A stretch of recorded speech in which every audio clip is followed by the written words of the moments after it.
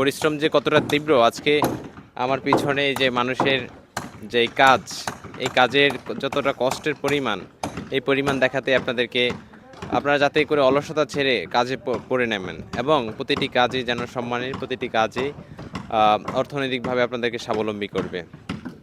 এই যে মানুষ আসলে রৌদ্রের মধ্যে কতটা পরিশ্রম, তাদের তীব্র এই কাজ খুব আসলেই মর্মাহত করে যে। আর অন্যদিক থেকে আসলে বাংলাদেশের মানুষ যারা জীবিকা নির্বাহ করে বিভিন্ন অফিস আদালতে, কোর্ট কাছারিতে, এই গরিব মানুষগুলো থেকে, এই পরিশ্রমী মানুষগুলো থেকে সুদ ঘুষ বিভিন্ন ধরনের ধোঁকাবাজি দিয়ে থাকে। কি অবস্থা কাকা, ভালো আছেন আপনি? আছি ভালো। এই যে কঠিন কাজ করতেছেন, কাজ শুধু এগুলো কাজগুলো কষ্ট, শুধু কষ্ট, কষ্ট ছাড়া কোনো কাজ নাই। এই জন্য আপনি বর্তমানে ইয়াং জেনারেশনদেরকে কি বলবেন আসলে এই কাজ সম্পর্কে? যারা কাজ করতেছে না তাদের উদ্দেশ্যে কি বলবেন? তাদের কাজ জন্য মানে কি বলবো, আর কাজ মানে সকলের জন্য যখন কষ্ট, যখন শুভ কষ্ট, যখন সফল এই আসলে তাদের ভিতরে অনেক এক্সপিরিয়েন্স, তারা রৌদ্রে পুড়ে কাজ করতেছেন। ভাই একটু আগে দেখলাম আগুন দিয়ে এটাকে পুড়লেন, আগুন দিয়ে পুড়ে আসলে কি করলেন? আগুন দিয়ে পরে আমরা এটার ভিতর থেকে আলকাত্তাগুলো ফালাই দিছি। ফালাই দেওয়ার পর আপনার এখন কাটিং করতেছি। ভাই কাটিং করে কি হয় মূলত? কাটিং করলে মনে করুন পানিটা বন্ধ হবে, ফুটিং দিতে হইব। পানিটা বন্ধ হইলে মনে করেন একটু আরাম হইব, লোকে জাল শহরটা চালায়। তাদের এই কাজ চলমান, আরেকজন খুন্তি দিয়ে এটাকে ইয়ে করছেন। ভাই এটার উপর দিয়ে যেগুলো পুড়ে ইয়ে হয়েছে ওগুলো ফালাই দিতেছেন নাকি? যেগুলো ফেলে দিয়ে আবার নতুন করে পুটিন দিয়ে আবার আলগা দেওয়া হবে। একটা বোর্ড আসলেই মেক করতে যে কত কষ্ট, এটা এই ভিডিও না দেখলে আসলে বোঝা যাবে না। আর মানুষের এই কষ্ট আসলে বৃথা।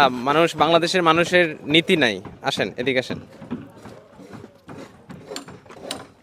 মানুষের এই পরিশ্রমিক এইসব মানুষগুলো থেকে দিন দিয়ে বাংলাদেশের যে আমলারা আছেন, বিভিন্ন কর্মকর্তারা বিভিন্ন কাজে তাদেরকে মানে একটা ঝামেলা জড়িয়ে মানে ঘুষের টাকা, তারপর বিভিন্নভাবে ধোঁকাবাজি দিয়ে টাকা আত্মসাৎ করে থাকে। আসলে এদের টাকার যে একটা পিছনে পরিশ্রম, এই পরিশ্রমের দায়ে তারা ধ্বংস হয়ে যাবে।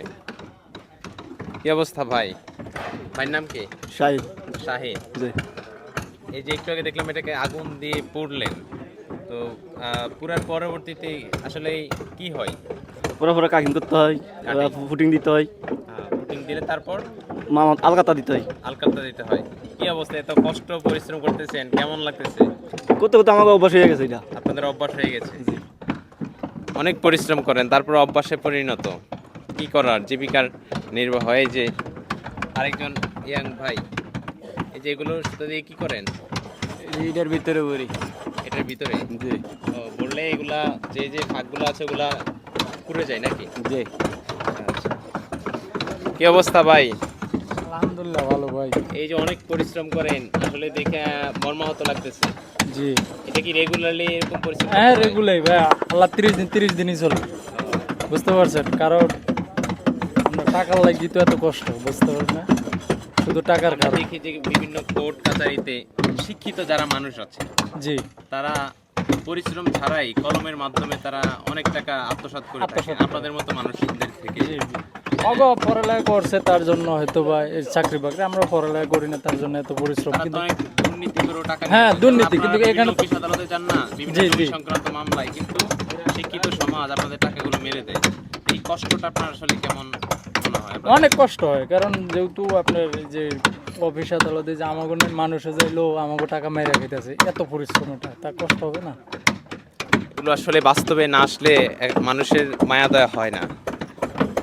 তো এই যে দেখতে পাচ্ছেন তারা নিচেই অনেক পরিশ্রম করতেছে। এই যে এত কষ্ট করে ফ্যামিলিকে আসলে খাওয়ান, ফ্যামিলি আসলে আপনাদের প্রতি কতটুকু সন্তুষ্ট এবং কৃতজ্ঞতা প্রকাশ করে? আপনার পরিবার ভালো। ভালো? আচ্ছা, মানে অনেকে তো ফ্যামিলি এত পরিশ্রম করে, পুরুষ এত বাইরে থেকে পরিশ্রম করে যেও ফ্যামিলির কাছে শান্তি পায় না। তো সেই ক্ষেত্রে আমার ভাইয়ের ফ্যামিলি খুব ভালো। হ্যাঁ ঠিক আছে। এই যে কাকা সুতা পড়তেছেন। কি অবস্থা কাকা, কেমন আছেন? ভালো। এই যে গরমের মধ্যে সুতা পড়তেছে, এই যে এটাই গানি আপনাদের দৈনন্দিন কাজ। এই দৈনিকের আমাদের কাজ। সারাদিন এত পরিশ্রম করে বাসায় যে কি আসলেই ফ্যামিলির কাছে কেমন বোধ করেন তারা কি এই আমাকে কাজ হইল এটা। আসলেই তারা কঠিন কর্ম করতে করতে এটা তাদের ফ্রেন্ডলি হয়ে গেছে এখন। হ্যাঁ, এই হচ্ছে তাদের অবস্থা। তো আমাদের উচিত সকলের পরিশ্রমী একটি মন মানসিকতা তৈরি করা, যাতে করে আমরা আমাদের দৈনন্দিন জীবন সহজ এবং সাবলীল করতে পারি। ধন্যবাদ।